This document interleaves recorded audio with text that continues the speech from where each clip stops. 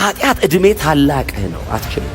ኃጢአት አልሰራም ብለህ አትችልም። ነፃ ውጪ ያስፈልጋል። ኃጢአት የመጀመሪያ ቀን ታውቃላችሁ መዝናኛ ነው። የሁለተኛ ቀን ልማድ ነው። የሶስተኛ ቀን ባህሪ ነው። ስቴጅ በቀየረ ቁጥር አቅም እየጨመረ ነው የሚሄደው። እውነቴን ነው የምነግራችሁ። እኔ በንጽህና ብኖር ጥቅሙ ለራሴ ነው፣ ለማንም አይደለም። የጊዜ ጉዳይ ነው። ዘር ነው፣ ይበቅላል። በኃጢአት የዘራውን በጽድቅ አሰበሰበው። በኃጢአት ነው የምሰበሰበው። በኃጢአት የሚዘሩ ሞትን ያጭዳሉ እኮ ነው የሚለው። ሞት ሰው እንዴት እልል ብሎ እንዴት ወደ ሞት ይሄዳል? ጉባኤ መሃል ኃጢአት ብትሰራ ችግር የለውም አሜን እንዴት ይባላል? ተጠንቅቆ መኖር እየተሻለ በር ከፍቶ መኖር ምን ማለት? በእግዚአብሔር ቃል ጠቅሰህ ኃጢአት የመስራት ሌቭል ላይ ከደረስክ ተላልፈ ተሰጥተሃል። ሰው እንዴት የእግዚአብሔርን ቃል ከፍቶ አይወቀስም?